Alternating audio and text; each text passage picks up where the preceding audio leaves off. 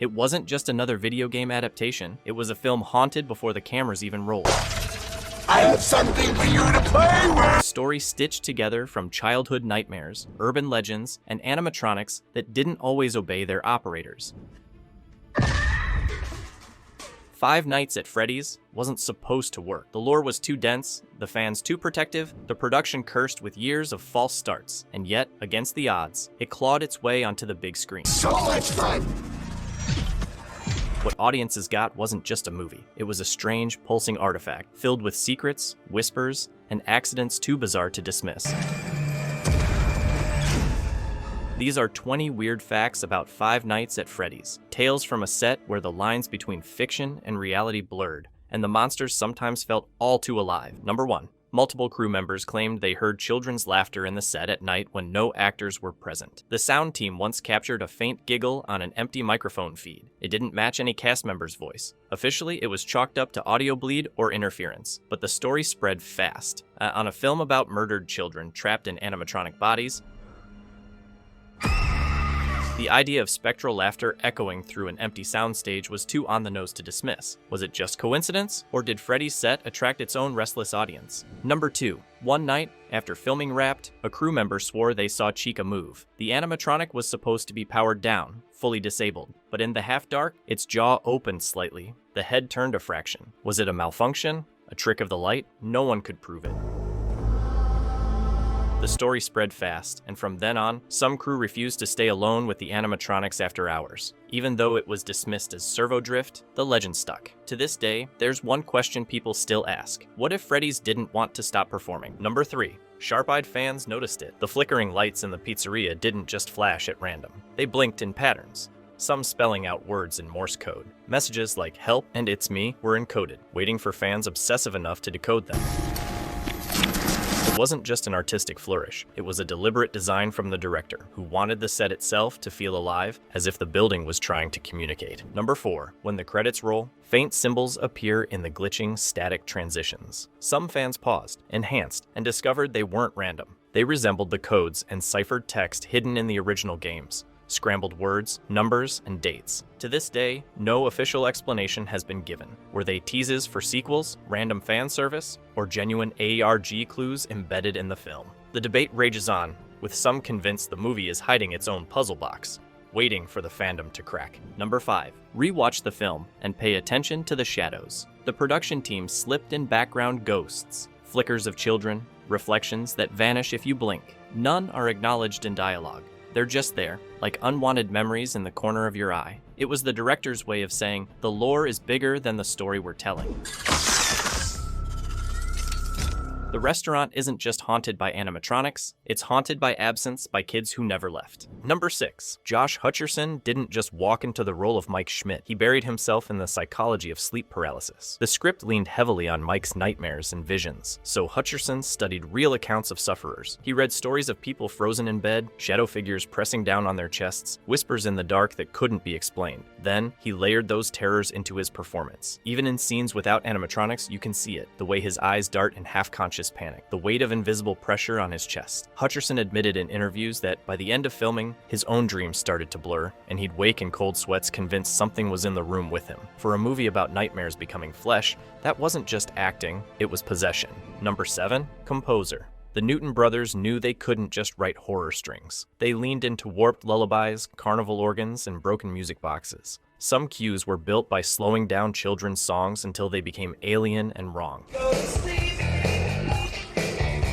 In one track, they layered in distorted sounds from real Chuck E. Cheese shows, captured on tape decades ago. The result wasn't just scary, it was familiar in the worst way, as if you'd heard it echoing down a childhood hallway. Music that made you feel 5 years old again, but not safe. Trapped. Number 8. Among the crew, each animatronic was nicknamed not by its stage name, but by a more sinister, funeral name. Freddy was the Undertaker, Bonnie was the Corpse, Chica was the Widow, and Foxy was the Reaper. It started as a joke among puppeteers, but caught on across the set. By the final days, even the director was using those names in call sheets. It was a strange, unspoken acknowledgement that these weren't just mascots. They were walking coffins, dressed in fur and steel. Number 9.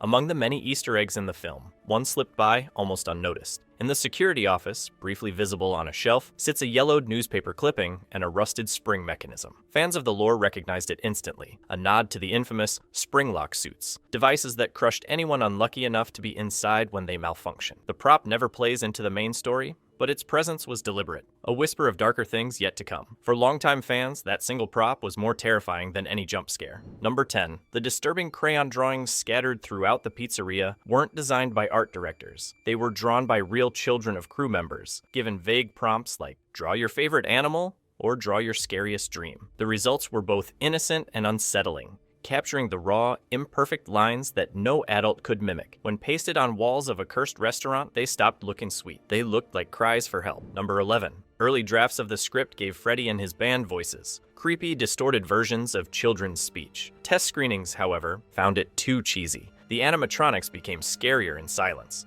their weight and movements speaking louder than words ever could. Still, fragments remain. A faint, broken giggle here, a static-laced whisper there, enough to remind you that they were once alive, but now corrupted. Silence, in the end, was more terrifying than dialogue. Number 12. On set, life imitated art. The abandoned pizzeria set was massive, cavernous, and eerie even when the cameras weren't rolling. Crew members reported that Universal hired actual security guards to patrol the place at night because of both the expensive animatronics and the sheer creep factor. Imagine walking those halls in silence, the mechanical mascots looming in the dark. I can see you now.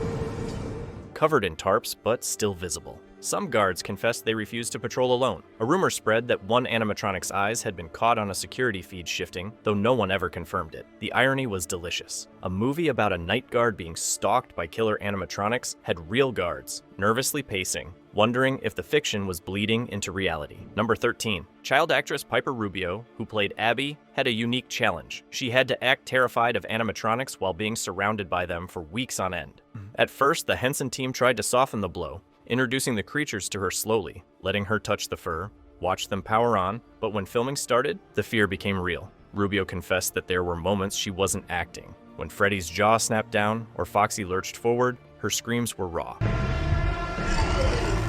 The director even admitted some of her best takes were fueled by actual shock. It's a fine line in horror, exploiting genuine fear, but in this case, it gave the film its most chilling authenticity, a child's nightmare, caught on camera. Number 14. Each animatronic wasn't just one performer, it was an army. Freddy alone required multiple operators, one inside the suit for body movement, others working remote rigs to control eyes, jaws, and subtle head tilts. That meant scenes were choreographed like dances, with half a dozen crew members working in harmony to make a single monster feel alive. Operators admitted the process was exhausting, and one compared it to playing a symphony with robots. The magic, of course, was that audiences never saw the team, just a hulking bear stepping into the light, moving as if it had a soul. Number 15. The grainy, static-heavy surveillance cameras in the film weren't just props. They were modeled on real archived security feeds from the 1980s restaurants and malls. The production team tracked down old VHS tapes from shuttered pizza parlors to mimic the eerie blur of dated equipment. Even the camera glitches were engineered, not digital filters. The crew deliberately introduced analog interference by running footage through ancient monitors and re-recording it. The result was a visual authenticity that made the movie's surveillance scenes feel too real, like you could have pulled them from a forgotten police file. Number 16. Fans of the original game will remember the mysterious phone guy, whose recorded messages guided players through the terror. The filmmakers slipped him in. A distorted voicemail, played briefly in the security office, is voiced by none other than Scott Cawthon himself. His lines are easy to miss, but his voice is there, haunting the room, tying the film back to the game's roots. It was a blink and you'll miss it nod, but for fans, it was like hearing the ghost of the franchise whispering from the shadows. Number 17. Rumor has it Blumhouse briefly considered teasing a crossover with another of its horror icons. Imagine Freddy Fazbear sharing the same universe as the Black Phone's Grabber, or Insidious's lipstick face demon. It never materialized, deemed too distracting, but the idea lingered. A multiverse of nightmares, with Freddy's as its beating heart, maybe one day. Number 18. The art department didn't cut corners. They sourced real arcade cabinets from the 1980s, reupholstered booths in period-accurate vinyl, even tracked down discarded signage from defunct family restaurants. Some props weren't replicas. They were rescued from actual Chuck E. Cheese locations that had shut down, which meant that much of what you see on screen was once touched by hundreds of real kids decades ago. Grease stains, carved initials, faded paint. The pizzeria wasn't just a set, it was a graveyard of childhood memories, stitched together from the ghosts of real restaurants. Number 19. Here's the strangest part. Universal never thought Five Nights at Freddy's would explode. Executives expected a modest showing, maybe a cult following, but nothing earth-shattering. First I killed your brother. That's why they released it simultaneously in theaters and on Peacock, assuming streaming would be its safe harbor. Instead, it bulldozed records, filling theaters with screaming fans while shattering online streaming numbers. What they thought would be a niche horror oddity became one of Blumhouse's crown jewels overnight. The monsters weren't just alive on screen, they were alive in culture, impossible to contain. Number 20. Before settling on the straightforward Five Nights at Freddy's, the studio considered subtitling it to distinguish the movie from the game. Drafts floated around with names like Freddy Fazbear's Pizzeria and Five Nights, The Beginning. Ultimately, Scott Cawthon resisted. To him, the name was already iconic. Changing it would dilute the brand. He believed that even non-gamers had heard whispers of Five Nights at Freddy's, and the movie had to ride that cultural familiarity. In hindsight, he was right. The title alone filled seats. Curiosity carrying people who had never played a second of the game. From phantom laughter caught on microphones to animatronics that refused to power down, Five Nights at Freddy's proved it was more than a film. It was an experience that lived in the shadows long after the credits rolled. Some of its weirdest stories can be explained away as technical mishaps, others remain mysteries, sealed in the dark corners of the set. Either way, the movie has already etched itself into horror history as one of the strangest game-to-screen journeys ever made. If these stories gave you chills, let us know in the comments which fact creeped you out the most, and what legendary horror film you want us to unravel next. Because in Freddy's world, the doors never really close, and the nightmares are always waiting for their next shift.